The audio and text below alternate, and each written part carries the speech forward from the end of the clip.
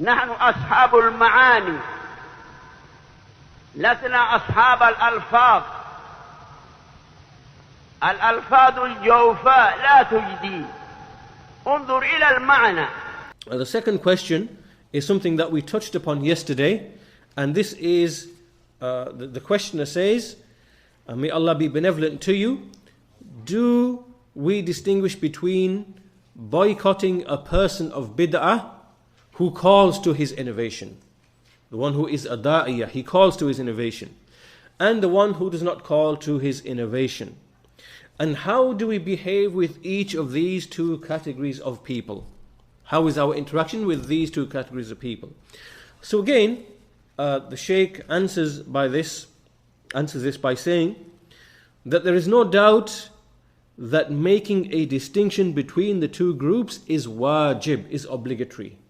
That we do not equate the two people, one who calls to his innovation by lectures and books and so on and so forth, and one who is just silent. He has no word to say, he's just silent, he doesn't call to his innovation. So the Shaykh says it is wajib to make a distinction between the two.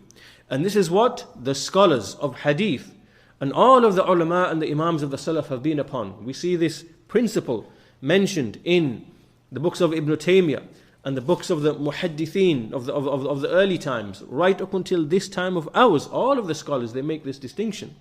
And opposing them are the haddadiyah, those extremists who are not grounded in the principles of Ahlul Sunnati wal Jama'ah, and they oppose the things which Ahlul Sunnah have agreed upon. And this man that we mentioned yesterday, Al-Hajuri, Yahya Al-Hajuri, we see him, the whole ummah was agreed, for example, that Uthman bin Affan radiyallahu anhu, that when he introduced the second adhan for Jum'ah, that all of the Sahaba and the Ummah after them, and the scholars and Imams after that for a long period in the Ummah, that they took this with acceptance.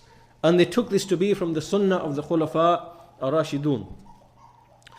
And so along comes this Hajuri and says that this is a bid'ah, an evil bid'ah. It is the mother of all innovations, and anyone who follows Uthman in that is a mubtadi'. We see many of the Sahaba, they followed Uthman in that. Ali didn't have any problem with that. So he opposes the agreement of the Ummah in this regard. A second example, the scholars of Islam and the Sunnah have stated that there was not a single companion who participated in the killing of Uthman. All of the scholars are agreed upon this. There wasn't a single companion amongst the companions who participated in that fitna. Along comes Al-Hajuri and he says that some of the Sahaba, they participated in the killing of Uthman. This is dhulm, this is oppression, it's ta'an upon the Sahaba. And likewise, this issue, the whole, all of the scholars are agreed that we distinguish between the one who calls to a bid'ah and the one who is silent about his bid'ah. And he opposes this. And this is just 3 examples. There are many other examples, ya ikhwan. So anyway, the Shaykh says it is obligatory to distinguish between the two types, because the one who is silent upon his innovation, he does not call to it, does not spread it, people will not be harmed by him. Rather, his harm is upon himself. He only harms himself. As opposed to the one who calls the people to his bid'ah, he corroborates it, he spreads it amongst the people openly and announces it. This is the one who deserves boycotting. So this hajar, the boycotting, this is the individual that we boycott. And we separate from him and we warn against him. But as for the first one, the one who has innovation but he is not a caller, he is silent, he doesn't say anything, then this person, obviously, we don't just abandon him, we advise him. The behavior with him is that we advise him, we give him advice. But as for the second person, he is to be boycotted. We abandon him, we boycott him, and we warn against him. Now, again, look at the wisdom of the Shaykh, because the answer is still not complete yet. The issue of boycotting the one who calls to his innovation, we have to look at the beneficial interest. We have to look at the maslahah. Because the people of the Sunnah, wherever they live, wherever they are present, we find that they live in different circumstances. So in some cities, the people of the Sunnah may be strong. In some cities, the people of the Sunnah may be weak. And so we have to look at the consequences of taking a certain position, of boycotting towards these types of people. The Shaykh says that when we have people of the Sunnah who are strong and they have strength, then this person is to be boycotted. And there's no issue there. And he's to be warned against.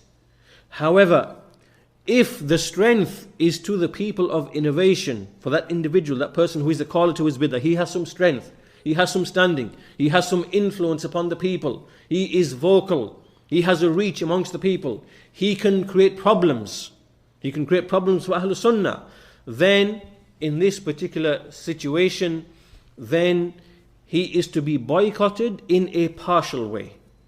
Not a complete way. Not like in the first situation where it's complete boycotting and warning.